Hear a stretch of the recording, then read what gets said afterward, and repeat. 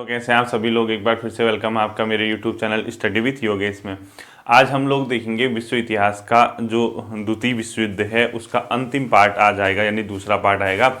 इसी के साथ विश्व इतिहास के 95% टॉपिक जो है आपके वो कवर हो चुके हैं, जितना सिलेबस में दिए हैं। ठीक है, अब बचता है लास्ट टॉपिक, वो बचता है ब्रिटेन के राजवंश के समय की महत्वपूर्ण घटनाएं। डिटेल से नहीं पढ़ना है, उसको लिखा ही उसने महत्वपूर्ण घटनाएं, ये देखना है कि किसके समय कौन सी घटनाएं हुई थी। ठीक है, उतना हम देखेंगे।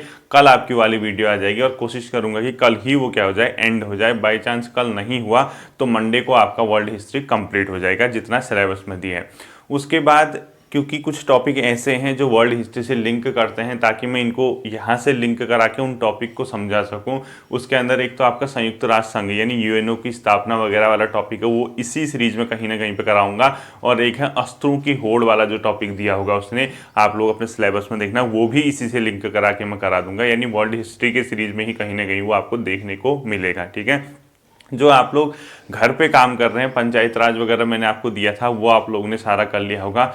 पॉलिटिकल साइंस के अंदर आप लास्ट टॉपिक करिए, आपको आपातकाल वगैरह वाला पोर्शन करना है। नेशनल इमरजेंसी क्या होती है, राष्ट्रपति शासन राज्य में कैसे लगता है, वित्तीय आपात वगैरह क्या होता है, इस वाले पोर्शन को यानी आर्टिकल 352 से स्टार्ट कीजिए, 360 के आसपास तक आप लोगों को कवर करना है। इन तीनों प्रकार की नेशनल इमरजेंसी को आपने देखना है, कब लगा था, कितने बार लगा है, कैसे लगता है, कौन लगा सकता है, कितने समय के लिए लगता है, ये सब आप एक बार कवर कर लीजिए। यानी नेशनल इमरजेंसी आपको आज कवर करना होगा। ठीक है, तो मैं आज के टॉपिक की शुरुआत करता हूं। आप लिख लीजिए दूसरे विश्व युद्ध के चरण, यानी स्टेप क्या थे उसके, किन चरणों में युद्ध शुरू हुआ। तो लिख लीजिए दूसरे विश्व युद्ध के संबंधित प्रमुख चरण यानी स्टेप। ठीक है, किन स्टेप पे ये चला था, यानी हमने स्टेप देखने इसके क्या क्या थे। अब देखिए, अब आप सीधे सीधे ये मान के चलिए कि जर्मनी मित्र राष्ट्रों पे धीरे धीरे क्या करेगा, अटैक करेगा। यानी जो यूरोप में वेस्टर्न यूरोप या ईस्टर्न यूरोप का पोर्शन है, जिसने जर्मनी के साथ प्रथम विश्व युद्ध के दौरान जो जर्मनी के खिलाफ था, जर्मनी के अगेंस्ट था, सबको हिटलर क्या करेगा, 1 बाय 1 पराजित करने का प्रयास करेगा। आप लोग मैप अपने पास रखना, मैप रखने से आपका क्या होगा, उसको सीधे लोकेशन को ट्रेस कर लेंगे। मैं सिर्फ आपको आइडिया बता दूंगा कि ये लोकेशन यहाँ पे है। तो पहला स्टेप चरण लिखोगे वाक युद्ध। क्या लिखोगे, वाक युद्ध। अब वाक युद्ध का मतलब क्या है, जब सेकेंड वर्ल्ड वॉर शुरू हुआ था कुछ समय के लिए जो वेस्टर्न यूरोप था, वेस्टर्न यूरोप का मतलब जैसे फ्रांस हो गया, ब्रिटेन है यानी इस साइड का, स्पेन वगैरह जो इधर वाला पोर्शन है जर्मनी से वेस्ट की ओर या जर्मनी के आसपास का, तो उस समय क्या हुआ था, कुछ महीनों के लिए युद्ध की क्रियाएं नहीं हुई थी, यानी डायरेक्ट अटैक वाली क्रियाएं नहीं हुई थी। उस दौरान सिर्फ एक प्रकार की स्ट्रेटजी बनाई जा रही थी, अपने सैनिक क्षमता का विकास किया जा रहा था।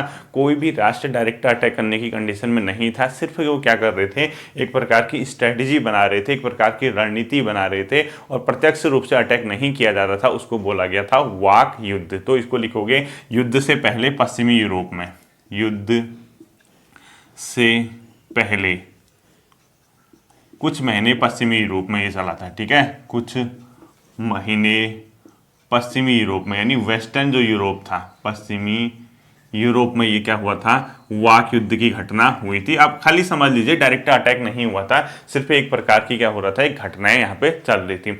अब देखिए, सबसे पहले जर्मनी ने ये सोचा कि वो पोलैंड पे अटैक कर लिया। पोलैंड पे क्यों अटैक करेगा, ध्यान देना, जैसे ये जर्मनी है, ये जर्मनी का मैप है, यहीं पे पोलैंड होगा, देखना इस वाले पोर्शन पे मैप अपना देख लीजिए, ये वाला जर्मनी है तो ये क्या है, पोलैंड है, अपने मैप में देख लीजिए। अब वो पोलैंड पे अटैक क्यों करना चाह रहा था, प्रथम विश्व युद्ध के दौरान याद कीजिए, पोलैंड के वहां से एक गलियारा दे दिया था, जिससे कि उस गलियारे से पोलैंड को समुद्र तक पहुंचने का रास्ता मिल गया था, और जर्मनी का जो परसा वाला इलाका था वो अलग हो रहा था। तो जर्मनी का ये बहुत बड़ा, क्योंकि पड़ोस में था, सीमा लगती थी, जर्मनी चाहता था सबसे पहले इसी को अटैक किया जाए। तो हिटलर के ये चाल थी कि वो क्या करना चाहता था, जर्मनी पोलैंड पे अटैक करना था। दूसरा पॉइंट लिखो, दूसरा पॉइंट क्या लिखोगे, इसमें ऐसे समझना है, दूसरा पॉइंट इसको इस प्रकार से लिखना है कि जर्मनी पोलैंड पे अटैक करना चाहता था। तो उसके लिए एक सबसे बड़ी दिक्कत क्या थी, पोलैंड था मित्र राष्ट्रों के ग्रुप का, और मित्र राष्ट्र में ब्रिटेन और फ्रांस ने उसके साथ एग्रीमेंट था उन लोगों का कि अगर पोलैंड पे अटैक किया जाएगा तो मित्र राष्ट्र यानी जर्मनी, फ्रांस वगैरह जो भी हैं मित्र, ब्रिटेन वगैरह, वो पोलैंड की सहायता के लिए आ जाएंगे। लेकिन जर्मनी को इस बात का टेंशन तो नहीं था कि फ्रांस वगैरह आएंगे, क्योंकि उसको पता था इनको तो मैं देख लूंगा। रूस का टेंशन था उसको, यानी सोवियत रूस। अब आप देखिए, जैसे ये जर्मनी है, ये पोलैंड है, इस वाले इलाके से रशिया लगता है, यानी रूस इधर, ठीक है। तो रूस का उसको ये टेंशन था कि कहीं रूस ना आ जाए, तो रूस के साथ बैलेंस करना चाहता था। तो रूस के साथ उसने एक संधि कर दी, एक एग्रीमेंट कर दिया, उसको नेम बोला जाता है रिब्बेनट्रोप की संधि। लिखो रिब्बेनट्रोप की संधि, रिब्बेनट्रोप की संधि, रिब्बेनट्रोप की संधि किसकी थी ये? जर्मनी प्लस रूस की, ठीक है, जर्मनी प्लस रूस की संधि थी कि ये आक्रमण नहीं करेंगे, ठीक है। रिब्बेनट्रोप की संधि बोला जाता है इसको। अब ये क्यों हो रहा था? क्योंकि जर्मनी क्या चाह रहा था कि पोलैंड पे अटैक किया जाए, लेकिन पोलैंड पे अटैक करने का ये मतलब था कहीं रूस का नाखुश न हो जाए, रूस को बैलेंस बनाना था। तो ये क्यों की गई थी? रूस के साथ एक प्रकार के अनाक्रमण हेतु, रूस के साथ अनाक्रमण, रूस के साथ अनाक्रमण था, ठीक है। अनाक्रमण संधि आप इसको कह सकते हैं कि हम अटैक नहीं करेंगे, एक प्रकार की अनाक्रमण संधि थी। किसके साथ थी?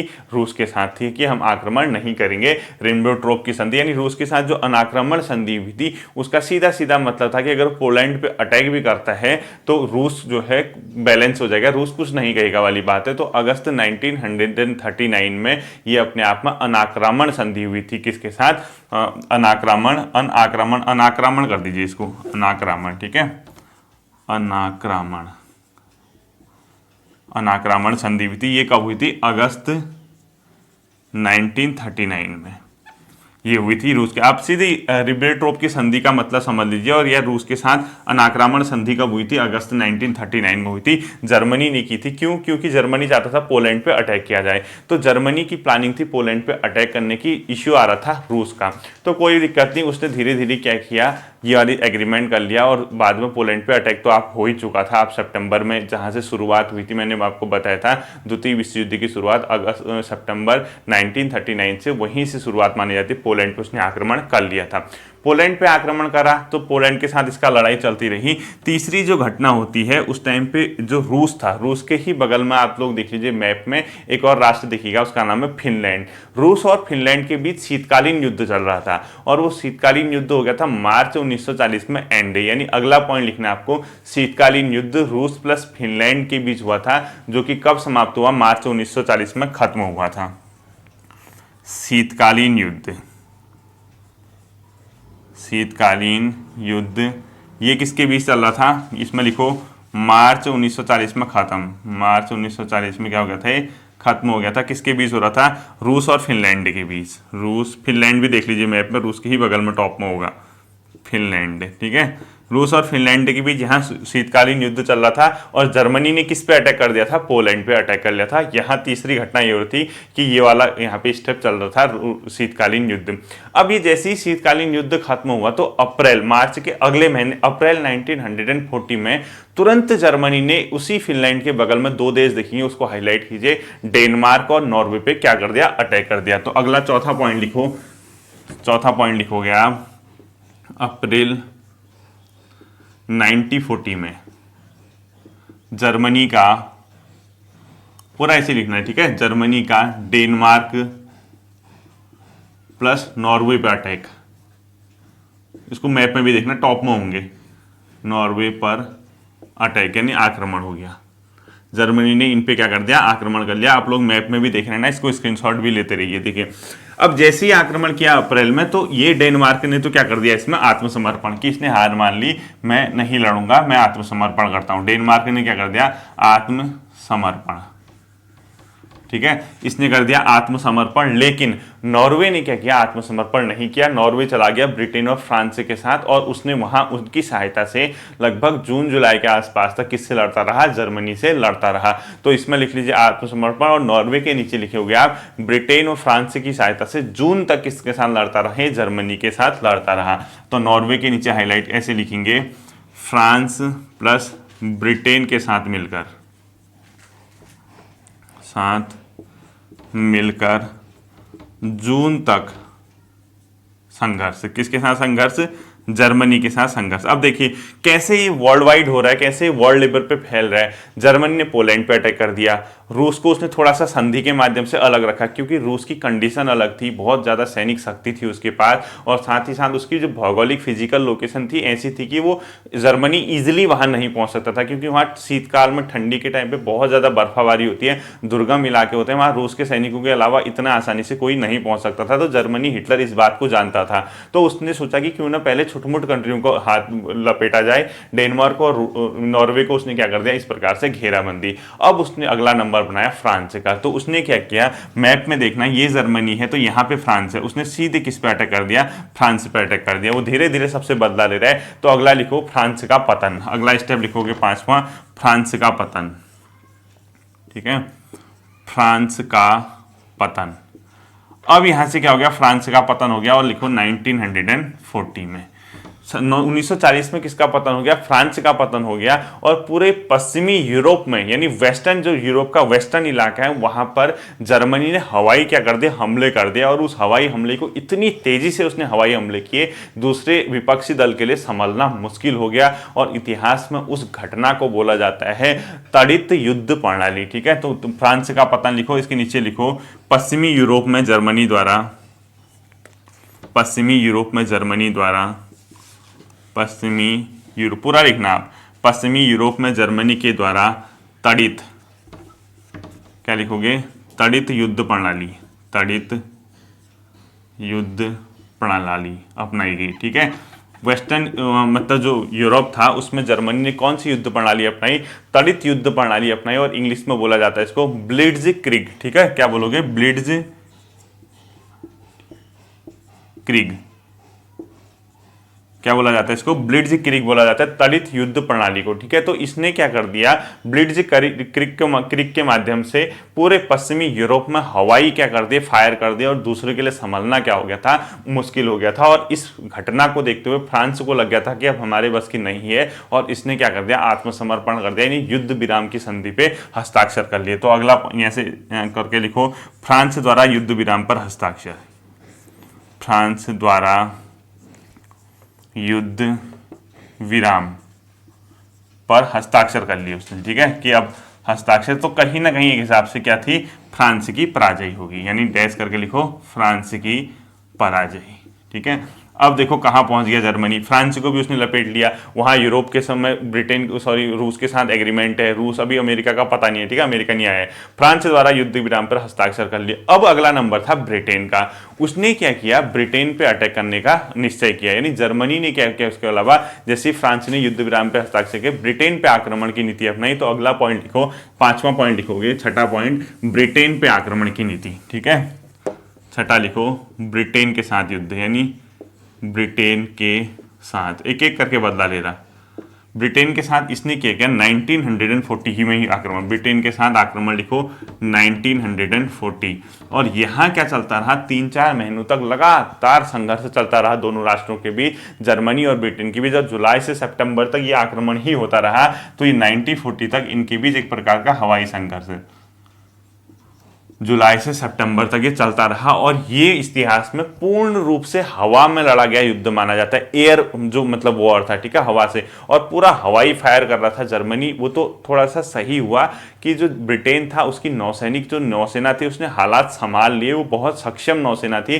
ब्रिटेन इतना कमजोर राष्ट्र नहीं रहा था पहले से, उसकी सैनिक शक्ति भी बहुत अच्छी थी। तो इतने लंबे संघर्ष के बाद भी ब्रिटेन हार नहीं माना, यानी ब्रिटेन भले ही जर्मनी ने लगातार हवाई अटैक किए, ब्रिटेन ने हार नहीं मानी। ब्रिटेन 1940 से इतने लंबे समय तक यहाँ क्या करता रहा, अटैक करता रहा जर्मनी। तो इसके नीचे लिखो, पूर्ण रूप से हवा में लड़ा गया युद्ध, पूर्ण रूप से हवाई युद्ध माना जाता है इसको। ठीक है, हवाई युद्ध था ये, ब्रिटेन के साथ जो लड़ा जा रहा था।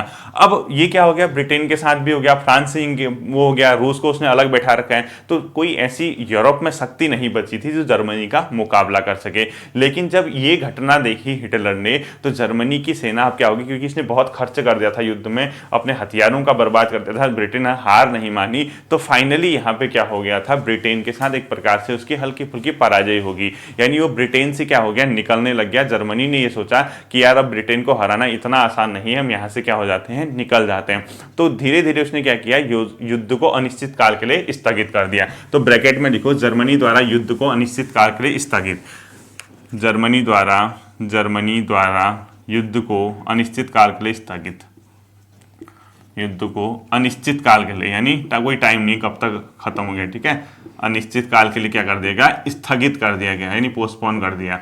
अब स्थगित करने का मतलब क्या था, स्थगित करने का मतलब क्या था कि कहीं ना कहीं क्या हो गया, आपका एक प्रकार की पराजय होगी, ठीक है, एक प्रकार की क्या होगी, यहाँ पे आपकी पराजय होगी। अब जैसे ही इसकी पराजय हुई, अपने आप में पराजय ही इसको मान लीजिए, तो जैसे ही पराजय हुई तो क्या हो गया, अब जर्मनी यहाँ से निकल के उसने सोचा कि यार ब्रिटेन को हराना तो इतना आसान नहीं है, अब रूस पे फोकस किया जाए, और उसने सीधे सीधे क्या कर दिया, युद्ध को एक प्रकार से वैश्विक बना दिया, यानी वर्ल्ड वाइड लेवल पर युद्ध फैल गया। पूरे यूरोप में देखोगे आप, पूरे के पूरे यूरोप में नाजी का शासन स्थापित हो गया, यानी ब्रिटेन, ये जर्मनी के नाजी शासन कहते थे उसको, उसका शासन स्थापित हो गया सिर्फ ब्रिटेन को छोड़ के। तो यहां लिखो, पूरे यूरोप में ब्रिटेन को छोड़कर नाजी शासन स्थापित, नाजी शासन क्या हो गया, स्थापित हो गया, ठीक है, यानी कहीं ना कहीं नाजियों का शासन यहां भी क्या हो गया, स्थापित हो गया। अब जैसे ही नाजी का शासन स्थापित हुआ तो अब क्या कर बचा था उसके लिए स्टेप, सीधे सीधे कहां जाना था उसने, स्थगित, सीधे सीधे कहां जाना था उसने, रूस की ओर जाना था। अब रूस की ओर उसने फोकस किया कि कहीं ना कहीं यार अब हम क्या करें रूस को पराजित करने के। तो उसने जो एग्रीमेंट किया था, यानी एक एग्रीमेंट पहले मैंने आप लोगों को बताया था, उस एग्रीमेंट को उसने रद्द कर दिया, एक ऑपरेशन चलाया, उस ऑपरेशन का नाम है बारबोसा। तो अगला पॉइंट लिखो, छठा पॉइंट, ऑपरेशन बारबोसा। क्या लिखोगे, ऑपरेशन बारबोसा, और इसको मोस्ट इंपोर्टेंट कर देना, जो भी नंबर पॉइंट आपका पढ़ रहा होगा 7th 6th, उसको बोलते हैं ऑपरेशन बारबोसा, ये मोस्ट इंपोर्टेंट कर देना, बारबोसा, ठीक है। ये क्यों था, ये रूस के खिलाफ आक्रमण के लिए चलाया गया था। क्या था पूछेगा तो लिखो इसमें, जर्मनी का रूस पर आक्रमण हेतु। तो कौन सा ऑपरेशन चलाया गया था, ऑपरेशन बारबोसा चलाया गया था। मोस्ट इंपोर्टेंट कर देना, पेपर में पूछेगा ऑपरेशन बारबोसा का संबंध क्या था। वहां आत्मा परमात्मा के पास न पहुंच जाए, इसलिए अभी से कह रहा हूं कि ध्यान देना। ऑपरेशन बारबोसा का मतलब था जर्मनी का रूस पे आक्रमण करने के लिए एक प्रकार की नीति अपनाई थी, और इस नीति के तहत उसने क्या किया, रूस की ओर अपना सैनिक अभियान चलाया और रूस पे आक्रमण करने के लिए उसने इस नीति को अब बनाया था, ठीक है। अब देखिए उसने क्या कर दिया, जो रिबेनट्रोय की संधि थी, रिबेनट्रोय की संधि को रद्द कर दिया, कि संधि क्या कर दी उसने, रद्द कर दी। किसने कर दी रद्द, जर्मनी द्वारा इस संधि को रद्द कर दिया, क्योंकि पहले इसी में कहा था कि हम अटैक नहीं करेंगे। और 1941 पे उसने क्या कर दिया, रूस पे आक्रमण, 1941 इसने क्या कर दिया, जर्मनी ने रूस पर आक्रमण कर दिया, ठीक है। रूस पर आक्रमण किया तो रूस क्या था, पहले कुछ इलाकों को उसने रूस के जीता, बट रूस की जो फिजिकल लोकेशन है, भौगोलिक लोकेशन इतनी दुर्गम है, दूसरे राष्ट्र के सैनिकों के लिए पहुंचना बहुत आसान नहीं था। तो कुछ इलाकों को जीतने के बाद शीतकाल का समय आ गया, ठंडियों का टाइम, तो रूस की जो राजधानी मॉस्को था, मॉस्को पे उसने चढ़ाई करना शुरू कर दिया, यानी मॉस्को पे अटैक करना। अब मॉस्को की लोकेशन देखना, वहां पूरा शीतकाल में बर्फ ही बर्फ रहती है, वहां इतने आसानी से कोई नहीं पहुंच सकता है। उसी चीज का फायदा उठाते हुए रूस ने उल्टा किस पे पलटवार कर दिया, जर्मनी पे, और जर्मनी को क्या कर दिया उसने, पराजित कर दिया। जर्मनी के हिटलर ने भी वही गलती की जो सदियों पहले किसने की थी, नेपोलियन ने। नेपोलियन रूस से क्यों पराजित हुआ, उसको भी उसकी इसका आइडिया नहीं था कि यार इतना दुर्गम इलाका है, रूस पे कैसे चढ़ाई करेंगे, तो ठंडियों का फायदा उठा के, बर्फबारी का फायदा उठा के मेरे क्या कर देंगे, मुझे पराजित कर देंगे। हिटलर भी इतना नहीं सोच सका, कुछ समय तक अगर रुक जाता, वो ग्रीष्मकाल में अटैक करता, आगे को बढ़ता, तब तो उसकी चल जाती, लेकिन उसने क्या कर दिया, शीतकाल में अटैक करने की नीति अपनाई, और उसी के तहत क्या कर दिया, रूस ने शीतकाल का फायदा, अगला पॉइंट लिखो, शीतकाल में रूस ने फायदा उठा के जर्मनी को पराजित कर दिया, जर्मनी की पराजय, ठीक है। और इसी को जर्मनी की पहली पराजय माना जाता है द्वितीय विश्व युद्ध में। तो अगर क्वेश्चन पूछेगा जर्मनी की द्वितीय विश्व युद्ध में पहली पराजय किसके द्वारा हुई थी, रूस के द्वारा लिखना है, ठीक है, रूस के द्वारा, जब वो कहाँ मास्को अभियान पर जा रहा था हिटलर। तो इस प्रकार से क्या होगी, जर्मनी की पहली पराजय माना जाता है द्वितीय विश्व युद्ध के दौरान। वहां ऐसा न हो कि आत्मा परमात्मा को प्राप्त हो जाए, इसलिए इन सब चीजों को आपने नोट करना है, स्क्रीनशॉट ले लीजिए और अगला पॉइंट नोट कीजिए। अगला चरण आपने लिखना है, अगला चरण लिख लीजिए। देखिए, यूरोप में जर्मनी ने तबाही मचा दी थी, लगभग पूरे नाजियों का शासन हो गया था। रूस के द्वारा वो थोड़ा सा पराजित उस इलाके में हो गया था, लेकिन उसने अभी भी हार नहीं मानी थी। अब क्या हुआ, एक और शक्ति उभर के आ रही थी, उसका नाम था जापान। यानी जापान जो था इन्हीं के साथ था, ध्रुवी राष्ट्रों के साथ। उसने क्या कर दिया, सबसे बड़ी गलती, पर्ल हार्बर पे उसने हवाई हमले कर दिए। पर्ल हार्बर पड़ता है, हवाई द्वीप एक है, आप प्रशांत महासागर में देखना, आप प्रशांत महासागर में, जैसे आप ऑस्ट्रेलिया का मैप देखो, ऑस्ट्रेलिया से या तो पूर्व की ओर आओ, ईस्ट की ओर, या जो उत्तरी और दक्षिणी अमेरिका महाद्वीप है उससे वेस्ट की ओर जाओ, आपको एक हवाई द्वीप दिखेगा, उसी में एक पर्ल हार्बर है। तो जापान ने क्या कर दिया, उस पर्ल हार्बर पे हवाई आक्रमण कर दिया, और उस हवाई आक्रमण की, हवाई द्वीप पे हवाई आक्रमण करने की वजह से, जापान के आक्रमण की वजह से अमेरिकी सैनिक वहां पे हो, बहुत से अमेरिका के लोगों को मारा, मतलब अमेरिका लोग वहां पे मारे गए। अमेरिका के लोग मारे गए तो अमेरिका को मजबूरन इस युद्ध में क्या करना पड़ा, एंट्री करनी पड़ी। तो अगला पॉइंट लिखो, जापान द्वारा पर्ल हार्बर पे आक्रमण।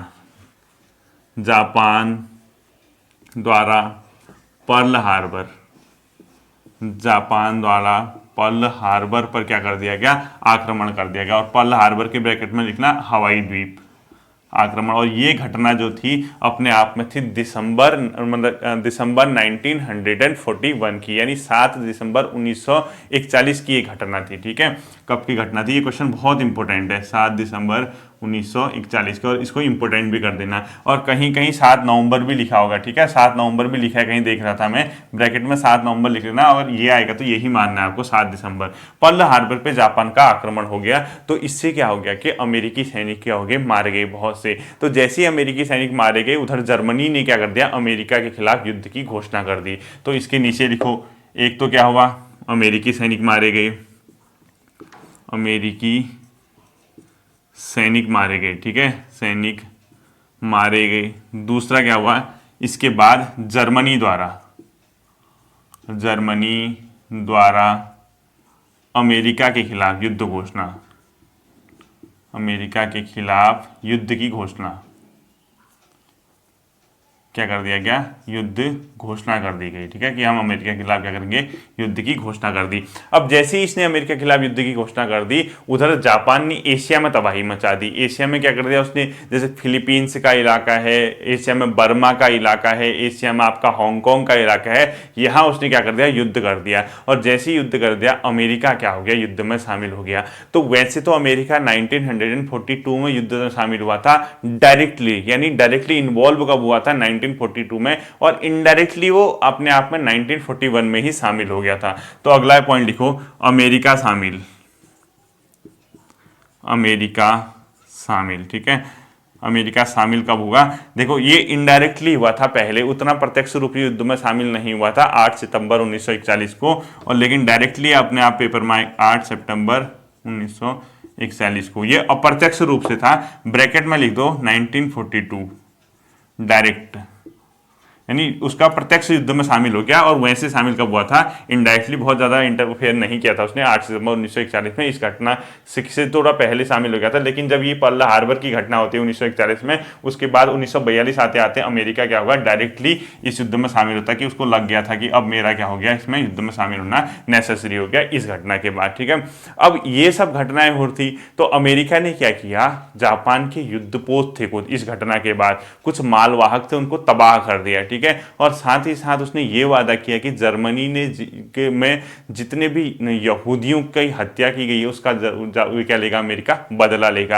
यानी जर्मनी में हुए यहूदियों की हत्या का बदला लिया जाएगा, जापान से बदला लिया जाएगा। इसको कहते हुए क्या आ गया, अमेरिका युद्ध में शामिल हो गया। तो अमेरिका के युद्ध में शामिल होने के बाद अगली घटना जो लिखेंगे आप, वो क्या लिखेंगे, जर्मनी की पराजय। अगला क्या लिखोगे, जर्मनी की पराजय। अब क्या हो गया, जर्मनी का हारना तय हो गया था। देखो क्या हुआ, जर्मनी की पराजय, ठीक है।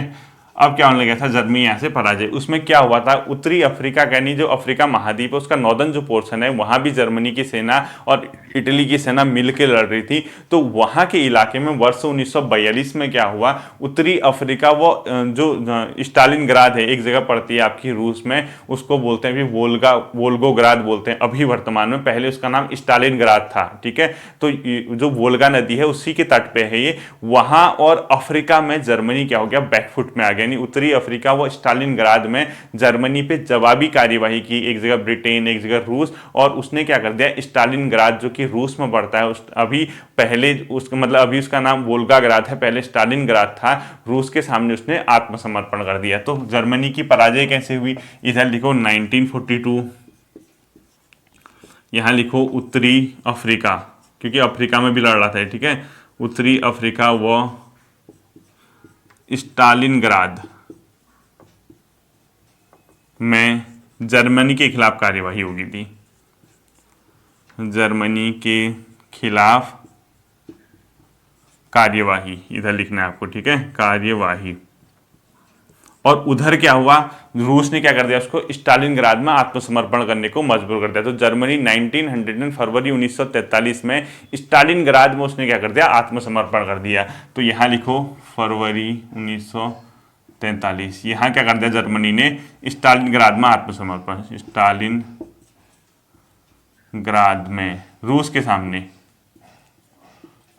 सामने आत्मसमर्पण कर दिया उसने। ठीक है, आत्मसमर्पण, यानी यहां उसने अपने आप को हार मान ली। और जैसी हार मान ली, पूरे जो उत्तरी अफ्रीका में है और इटली वहां लगा था, जर्मनी और इटली वहां मतलब जर्मनी के साथ इटली थे, दोनों ने अफ्रीका में भी आत्मसमर्पण कर दिया। ठीक है, तो अगला पॉइंट लिखो, अफ्रीका में, उत्तरी अफ्रीका में, यानी जो अफ्रीका का नॉर्दर्न पोर्शन है, उत्तरी अफ्रीका में जर्मनी प्लस इटली का आत्मसमर्पण,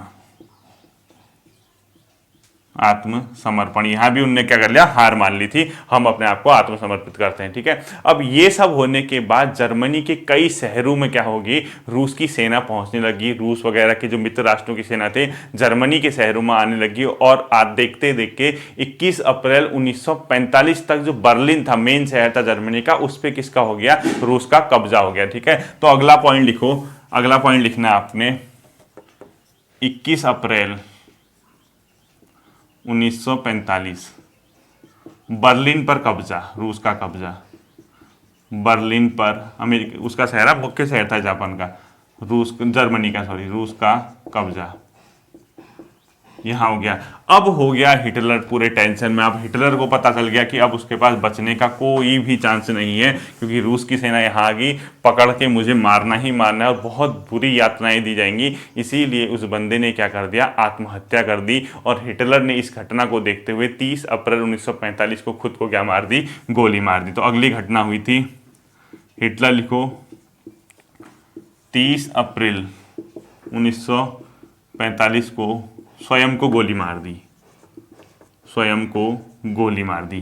तो यहां तो क्या हो गया था, जापान की लगभग कहानी खत्म हो गई थी। वहां मुसोलिनी को पकड़ के फांसी दे दी गई थी। लिखो, इटली के मुसोलिनी को पकड़कर फांसी दे दी गई थी। ठीक है, दोनों तानाशाह क्या हो गए थे, मारे गए थे। एक को फांसी दे दी गई थी, एक ने खुद को क्या कर दी, गोली से उड़ा दिया। तो बाद में 7 मई आते आते 1945 जर्मनी ने क्या कर दिया, आत्मसमर्पण कर दिया। अगला लिखो 7 मई 1945 जर्मनी का आत्मसमर्पण, जर्मनी का आत्मसमर्पण। ठीक है, यानी जर्मनी ने युद्ध में क्या कर दिया, अपने आप को हार मान ली। और फाइनली 8 मई को यूरोप में क्या मनाया गया, विजय दिवस मनाया गया।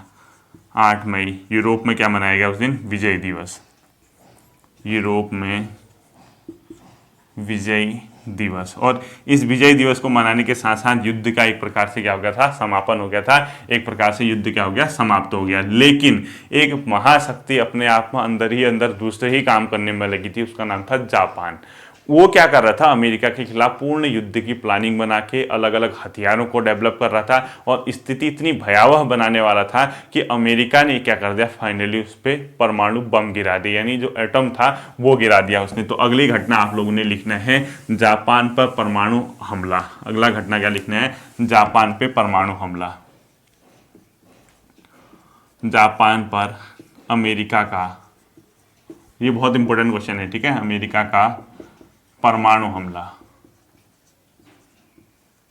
जापान का अमेरिका पे क्या करना था, परमाणु हमला होना था। और ये जो परमाणु हमला था ये 2 तिथियों को हुआ था। क्वेश्चन पूछा जाता है आपसे। पहला जो हुआ था 6 अगस्त 1945, दूसरा हुआ था 9 अगस्त 1945। पहला लिखो 6 अगस्त 1945, दूसरा हुआ था 9 अगस्त 1945। और कहाँ कहाँ हुए थे सभी को आता होगा। एक हुआ था अपने आप में हिरोशिमा में, दूसरा हुआ था नागासाकी में, ठीक है। ये हुआ था हिरोशिमा, किसने गिराए थे, अमेरिका ने, ठीक है, नागासाकी में। ये बहुत इंपॉर्टेंट क्वेश्चन है, हिरोशिमा और नागासाकी में। हाँ,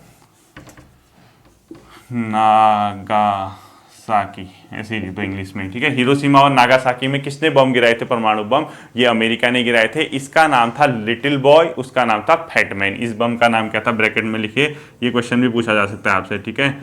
लिटिल बॉय और उसको बोला जाता है फैटमैन। और ये जापान क्या हो गया, पूरी तरह से तबाह हो गया। आज भी देखोगे यहाँ कई विकलांग बच्चे पैदा होते हैं, उसी का प्रभाव आज तक पड़ा है। पूरी तरीके से हजारों लोग इसमें मारे गए, लाखों लोगों की इसमें मृत्यु हुई थी। परमाणु हमले से आज तक जापान ढंग से नहीं संभल पाया है। तो ये सब घटना के बाद उसने क्या कर दिया, आत्मसमर्पण कर दिया। और वो तिथि अपने आप में 14 अगस्त 1945 थी, ठीक है। तो नीचे लिखो 14 अगस्त 1945 जापान का आत्मसमर्पण, ठीक है। और इसी के साथ मित्र राष्ट्रों से पराजित होने वाला अंतिम राष्ट्र कौन था, जापान। तो नीचे लिखो मित्र राष्ट्रों से पराजित होने वाला अंतिम राष्ट्र कौन था, जापान, ठीक है। और आत्मसमर्पण कर दिया। जैसे ही इसने आत्मसमर्पण कर दिया, आधिकारिक रूप से विश्व युद्ध क्या हो गया, लगभग 2 सितंबर 1945 को समाप्त हो गया। तो अगला पॉइंट लिखो 2 सितंबर 1945 युद्ध क्या हो गया, समाप्त हो गया। और युद्ध क्या हो गया, इसके साथ समाप्त हो गया, ठीक है। और इस समय जो अमेरिका का राष्ट्रपति था, अमेरिका के राष्ट्रपति का नाम लिख लो, फ्रैंकलिन डी रूजवेल्ट। अमेरिका के राष्ट्रपति का नाम फ्रैंकलिन डी रूजवेल्ट,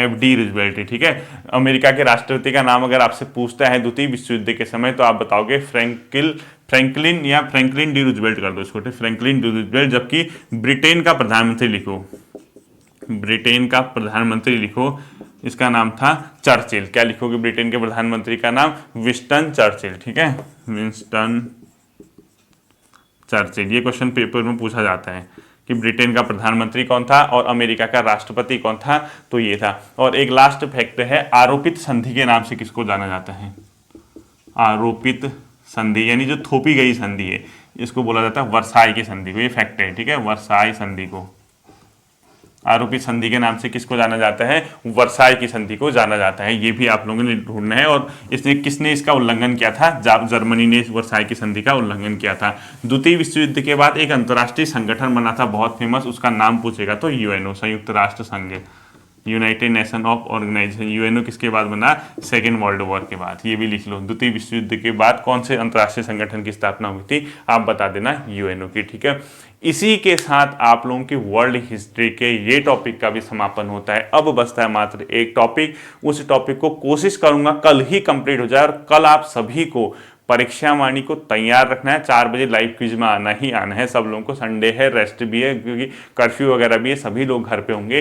4 बजे सबके सब जितने भी इस वीडियो को देखते हैं, जो मेरे साथ जुड़े हैं, आप लोगों को लाइव आना होगा कल 4 बजे। और हम लोग परीक्षा वाणी से मैं आपके टॉप 60-70 क्वेश्चन आपसे करूंगा। इस टॉपिक को तैयार कर लेना, कोशिश करूंगा वर्ल्ड हिस्ट्री का टॉपिक कल खत्म हो जाए, उसके बाद 2 क्लास फैक्ट की होगी, ठीक है। फिर मिलते हैं अगले सेशन में, थैंक यू।